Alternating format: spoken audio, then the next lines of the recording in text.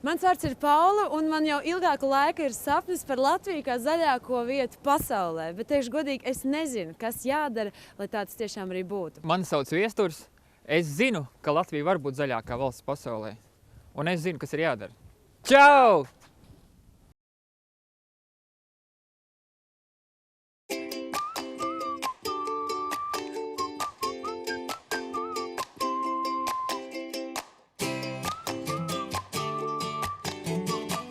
Būtu zinājis.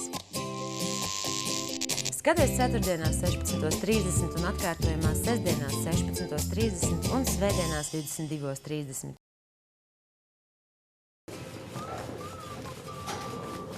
Iestur, tu vari man lūdzu iedot olu? Kam te olu? Es mazgāšu matus. Ar olu? Jā, tu nekad neesi mēģinājis? Nē. Ejam pamēģināt. Tu esi traki.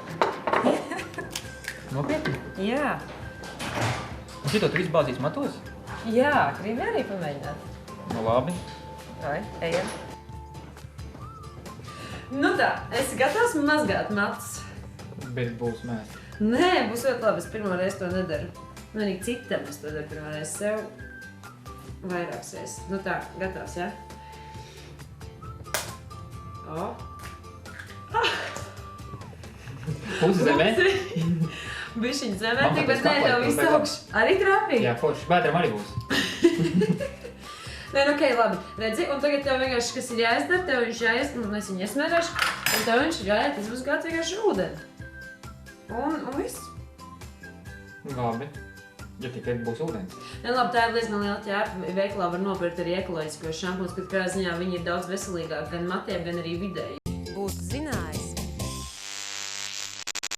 Nezināmais par zināmo. Sadzīves ķīmija – šampūns. Veikalu plauktos atrodam šampūnu visiem matu tipiem, miljonus krāsās un smaržās. Bet kas īsti ir šampūns un kas ir tā sastāvā? Devāmies noskaidrot uz Baltijas vidus fórumu pie vides eksperta un zaļā pēc pārliecības Valtera Toropova. Tad es domāju, ka retais vispār, kurš izlas, kas ir pudeles sastāvā.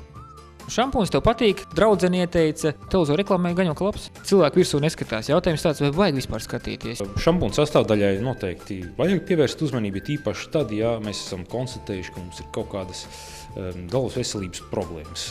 Problēmas ar matiem, problēmas ar ādu, kaut kādas alerģijas pazīmes parādās. Ļoti iespējams, ka tas ir saistīts ar tiem līdzekļiem, kādus mēs lietojam, tā skaitā šampūnu. Iespējams, ka tur ir kāda sastāvdaļa, kas mūsu galvas ādai nepatīk. What can I do about my hair? It's so dull and stringy looking. The sailors never whistle at me anymore.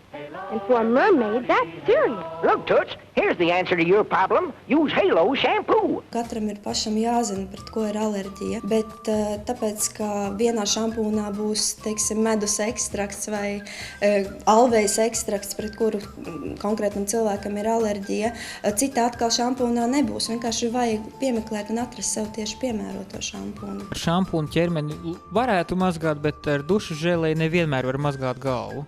Principā tā ir, jā. Šeit ir tomēr atšķirība. Galvas ādā ir nedaudz cita specifika nekā visai pārējai ķermeņa ādai. Tātad to klāja, tātad galvas matainajā daļā ir vairāk šo te sviedru dziedzeru, un tur ir nepieciešama savādāk kopšana. Protams, nekas briesmīgs nenotiks, ja mēs arī kopsim ar šo te parasto dušu žēlēju iesmērēsim matos.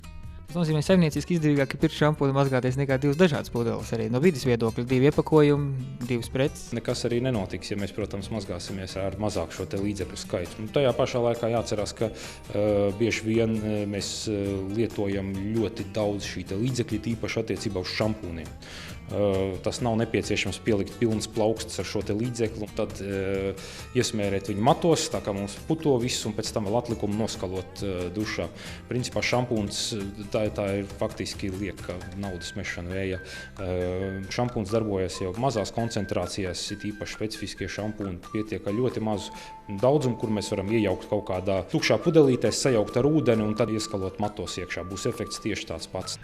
Es paņēmu līdzi kondicionieru, un tas jautājums ir tāds: šampūns, kondicionieris, dušas želeja, bišķi pa daudz varbūt tās pudeles ir, un tu visu saliek iekšā, izmazgā, izskalo un skrien tālāk.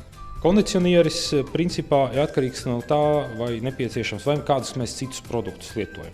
Ja mēs lietojam, teiksim, tikai šampūnus, kas būtu vairāk tādi dabisks izcelsmes, bez šīm te piedevām, bez silikoniem, ja mēs nekrāsojam ar ļoti spēcīgām ķīmiskām krāsām šos matus, principā pēc kondicioniera nav nekādas lielas nepieciešamības. Pēc viņu parādās nepieciešamības, ja mati, teiksim, ir krāsoti vai ir balināti un pēc tam krāsot ar ķīmiskajām krāsām. Tad kondicionieris palīdz šos te matus kopt matu kopšanas noslēgumā. Savādāk viņš varbūt tās arī nemaz nebūtu nepieciešams. Šampūns mums attīra un mats ir pliks, mums ar viņu ar kaut ko ir jānogludina. Šampūns jau nāk ar tām virspusaktīvām vielām, viņš attīrīs viņu un mata folikuli, teiksim, ir brīva vaļā, ja? Un mums ar kaut ko viņš ir jāpiepilda, jāiztais. Tie aktīvi, tās ētriskās eļļiņas, viņas kopā ar tiem virspusaktīvām vielām, viņš viņu nenogludinās. Jā. Tik ļoti labi, kā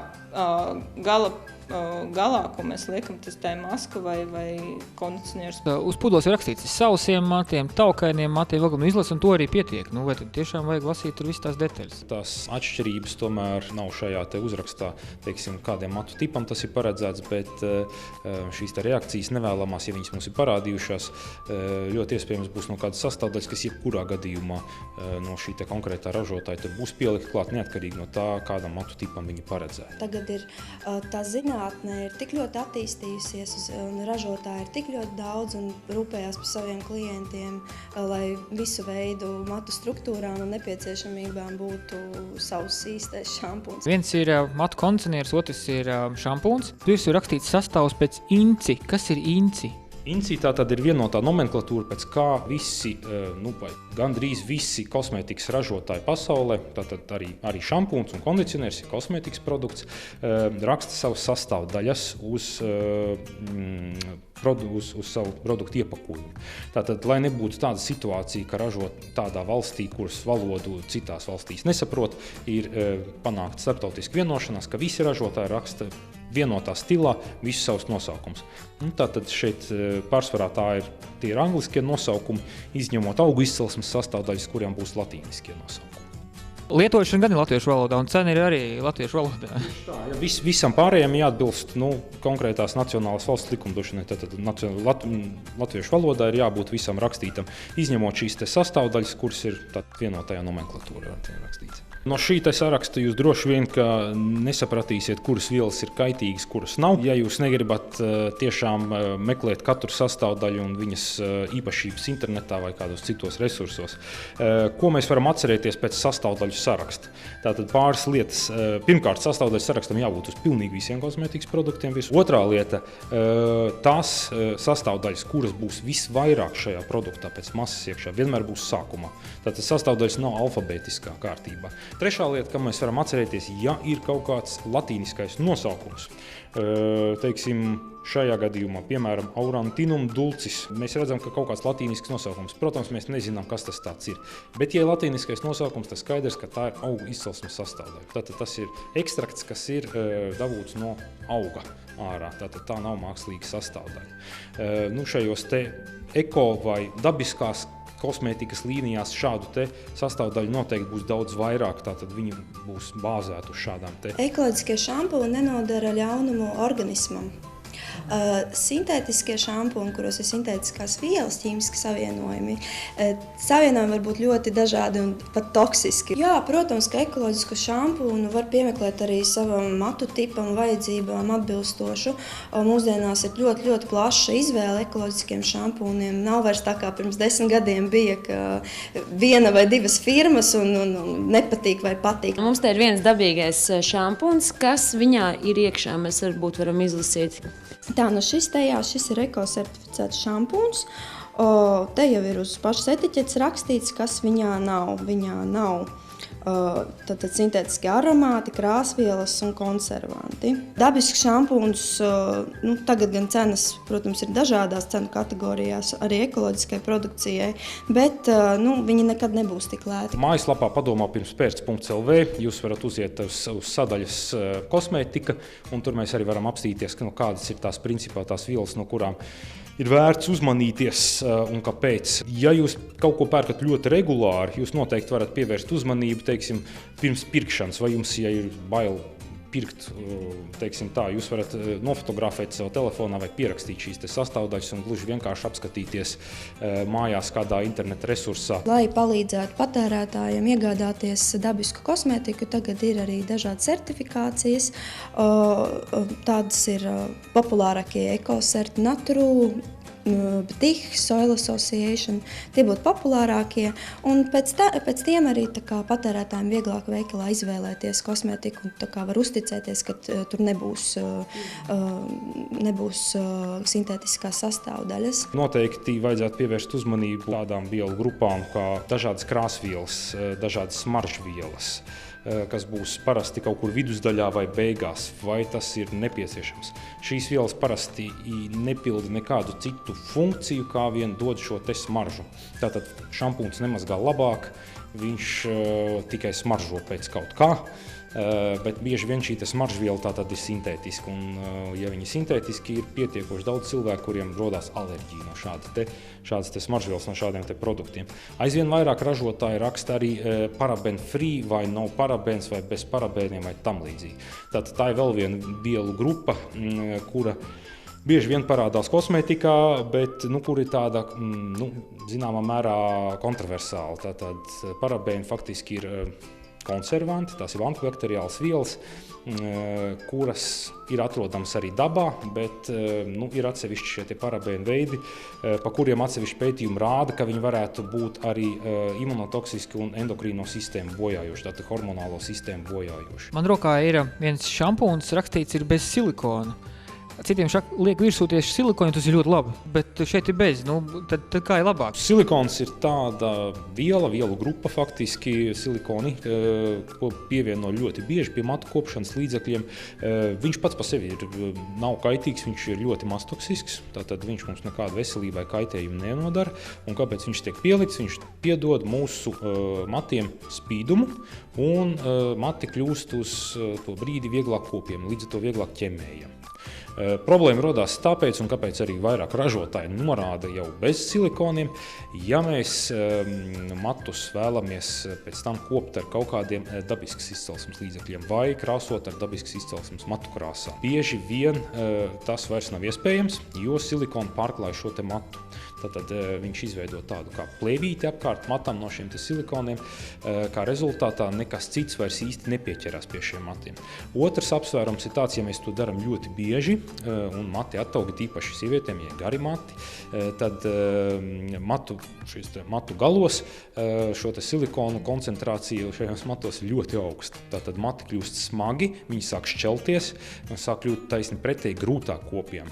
Un tātad problēmas ar šiem matiem, matu krāsošana parādās. Un tāpēc daudz ražotāji sāk pamazām atteikties no silikona izmantošanas. Rakstīts without parafīns, tātad bez parafīniem. Arī parafīni ir viena no biežākajām sastāvdaļām, kas ir šajos produktos iekšā. Viņi var būt kairinoša, viņa ļoti bieži tiek izmantot kā bāzes viela šajos produktos, jo viņš ir ļoti lēts produkts. Droši vien tas arī kaut kāds marketinga neteiksim triks, bet marketinga piegājiens. Tātad viņi apzinās, ka ir šādas sastāvdaļas, pret kuriem atsevišķi cilvēku grupas var būt jūtīgas. Noteikti visiem cilvēkiem nebūs alerģija. Vairumam cilvēku droši vien, ka nebūs arī no šīm smaržajām alerģija. Šajā gadījumā tas bez šaubām ir gaumas jautājums. Vai mēs pērkam pēc kaut kā smaržojošu produktu, vai mēs pērkam nesmaržojošu produktu. Cik daudz cilvēku, tik daudz arī būs to efektu. Jā, vienam var derēt, otram var nederēt. Protams, uzreiz var rasties alerģijas vai ādas kārinājums. To mēs redzam uzreiz, bet ar šampūniem un vispār ar parasto kosmētiku, kas ir ķīmiska, kuros ir ļoti daudz kaitīgie savienojumi, viņi var vairāk nodarīt kaitējumu ilgtermiņā. Mēs sākumā varam nepamanīt. Jā, protams, viss tas, ko mēs noskalojam no mums, tas aiziet uz centralizēto attīrīšanas iekārtām, kas, ja ir šis milzīgais kokteils, nevienmēr arī ar to tiek galā, kas, protams, pēc tam pa taisno tiek aizvedīts Baltijas jūrā. Ekoloģisks šampūns sadalīsies vidē daudz ātrāk un Sintētiski šampūni, viņi tāpatās kā uz mūsu organisma var nodarīt kaitējumu un kairināt, tāpatās to pašu viņi var izdarīt arī vidē. Vai ir kādi tautas līdzekļi vai paštaisītas iespējas, kā izmazgāt matus, nomazgāt ķermeni? Droši vien, ka var. Protams, noteikti pirms tam būtu jāpaskatās kaut kādi informācijas resursi, kā mēs to pareizi varam darīt. Jo šīm te pamat sastāvdaļām tomēr kaut kādām būtu jābūt. Tātad būtu jābūt gan šīm te bāzei, gan šai te nesējvielai, gan būtu jābūt kaut kādai mazgājošai, virsmaktīvai vielai tur iekšā. Arī frizieri, kuri strādā ar dabiskām matu krāsām, dabisko kosmētiku, bieži vien iesaka vispār mazgāt ar ļoti smalkiem māliem. Bez nekādas ķīmija, bez nekā cita. Vienkārši šos mālus mēs sajaucam ar ūdeni ļoti nelielā daudzumā. To var izmantot visu ķermeņa mazgāšanai, kas faktiski tikai noberž šīs te smalkās māla daļiņas, noberž šo te atmirušo ādu, attīra pores un nekairina šo te ādu. Un līdz ar to āda, gan galvas āda, gan vispār ķermenim dabiskā veidā atjaunojās. Protams, tas jāmēģina katram, vai tas ir viņam atbilstoši un efektīvs vai nav. Šampūnu var, protams, pagatavot arī mājas apstākļos. Uztaisim tagad šampūnu, apskatāmies, cik sarežģīti vai viegli tas ir. Mums rokās tagad ir bāzes. Šeit ir bāzes šampūns, šeit ir 100 ml pudelīte. Tātad uz 100 ml mēs varam pievienot 1 līdz 2% aktīvus. Tomēr ir jāstāsta, kas ar ko draudzē jāsat, īpaši ar ēteriskajām eļļiņām, kaut kas var pārsist otru. Jāstāsta, kas ar ko tā visu uz dulo nevaram mēs visu kaut ko tur salikt, tā teiksim. Mēs esam noskaidrojuši, kādā veidā taisa šos te ekoloģiskos šampūnus, kādā veidā viņi atšķirās no tiem, kurus mēs varam nopirkt veikalos un kādā veidā mēs varētu paši mājās uztaisīt. Tagad palicis pēdējais, noskaidrot, kāda ir sajūta mazgājot ar ekoloģisku šampūnu.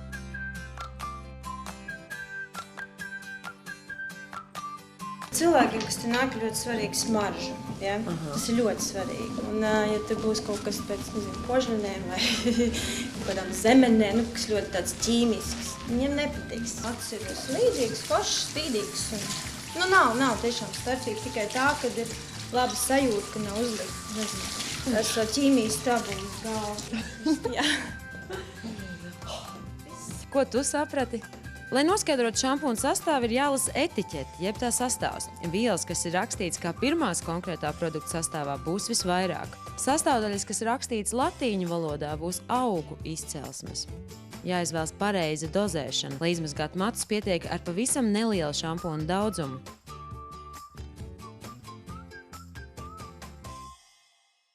Būtu zinājis.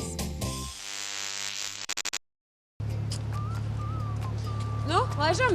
Jā, laižam. Es pielaistu tikai šeit patur, lūdzu. Tu taisies dzert viņu? Lai smaržot. No kā es mir? Nē, ar kaut kādu, var redzēt, ar kaut kādu smaržvielu. Šo vajag attaisīt, ja? Ir cik daudz katru gadu šis tiek patērēts? Nu, un tas viss nonāk dabā. Gaisā? Zemē, nāsīs, ūdenī. Diez, kas nav. Būtu zinājis. Nezināmais par zināmo – logu šķidrums un tā ietekme. Mēs vienas sezonas laikā iztērējam aptuveni 10 litrus logu mazgāšanas līdzekļa. Daļu šo līdzekļu iesūta zemē, daļu iztvaiko un daļu mēs ieelpojam. Tieši tāpēc ir tik svarīgi uzzināt, kas tad īsti ir logu šķidruma sastāvā. To vislabāk pastāstīs logu šķidruma eksperts Jānis Grīnšteins. Pastāv ziemas veistiklas šķidrumi un vasaras veistiklas šķidrumi. Ziemas veistiklas šķidrums pārsvarā izgatavo no spirta, ūdens, nedaudz klāt ir virsmaktīvās vielas un etilēnglikols, kas ir nodrošina to, lai šis šķidrums tik ātri neiztvaikot uz stikla. Spirti var būt vairāk veidi. Populārākais spirts, ko izmanto veistiklas šķidrumos, ir bioetanols, jeb metilspirts. Otrs populārākais ir metanols, un trešais ir etanols, kas ir, tas nav tik ļoti, nav tik ļoti izplatīts. Draudzīgākais būs etilspirts, Tātad viņš ir absolūti nekaitīgs cilvēku veselībai, apkārtējai videi. Tas arī ir produkts, kuru mēs pārstāvam, kur arī mēs tirgojam. Un, teiksim, mums ir ražotājs Telko, kurš tad arī visus savus vējstikla šķidrumus tieši ražo no bioetanola. Un otra grupa ir tie produkti, kas tiek ražoti no metanola. Metilspirts, tas ir tie produkti, kas šis produkts tiek ražots no gāzes un no naftas. Tad viņš ir sintētisks, viņš ir kvalificējās kā toksisks produkts. Un viņš ir kaitīgs cilvēku organismam. Daudz valodā tas nozīmē, ka tā ir inde. Jā. Cilvēki, kur brauc pie stūres un ilgstoši lieto šo te produktu, viņiem var būt kairināta nervu sistēma, varbūt kairināta redze, ilgstoši lietojot, varētu būt pat kaut kāda nervu sistēmas traucējuma.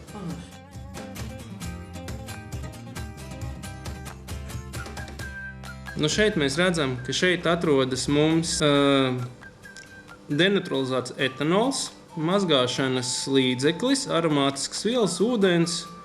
Šis produkts ir absolūti nekaitīgs. Mēs arī redzam, ka viņam nav tātad visi ķīmiskie produkti. Ja ir kādas bīstamības, tie marķējās ar Andreja krustiem, vai arī, teiksim, vai viņi ir viegli uzliesmojuši, tad viņiem ir arī papildus drošības zīmes.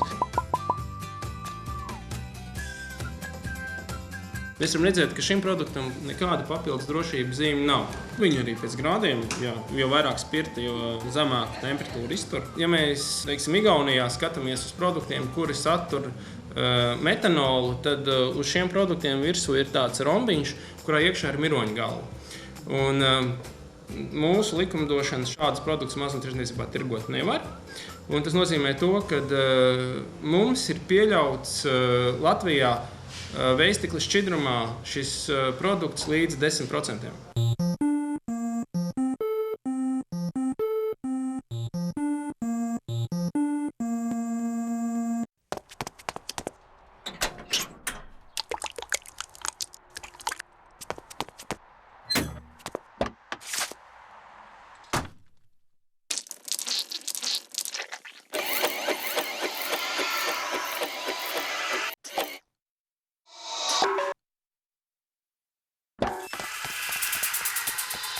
Padomā pirms pērc. Izvēlies preces, kurās ir mazāk bīstamo vielu.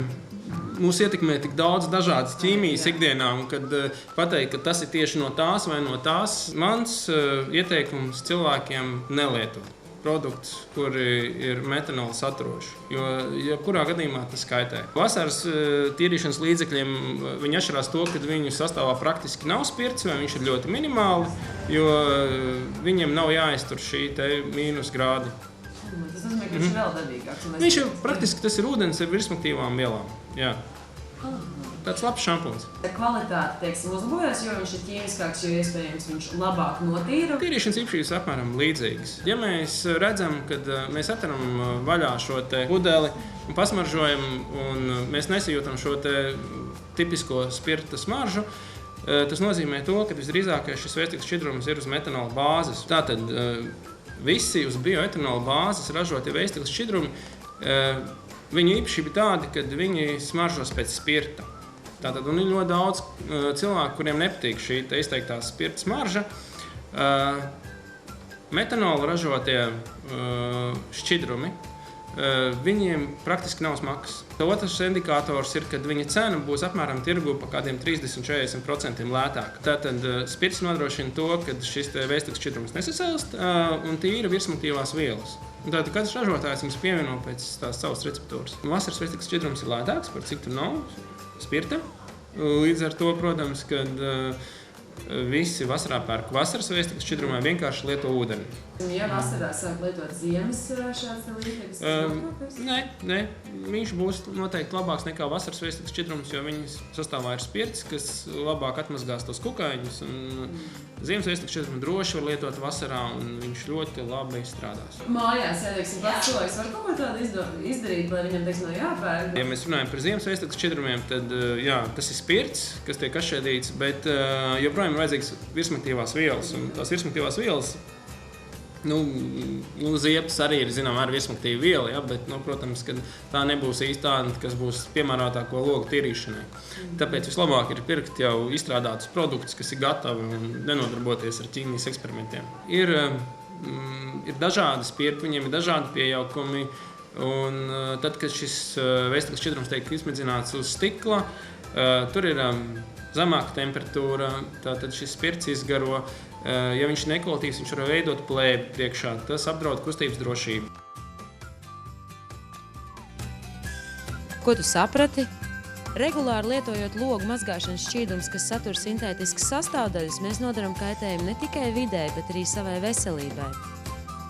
Logu šķidrums ir kaitīgs, ja tas satur vielas, kas ir mākslīgas. Ir jāmēģina izvairīties no tādām vielām kā metanols, acetons, fosfāti, amīni un nitrīti. Visvienkāršākais veids, kā atšķirt, vai ziemas vēstiklu šķidrums ir dabisks izcelsmes, tam jābūt raksturīgai spirta smaržai. Ja produkts ir sintētisks, tas nesmaržos.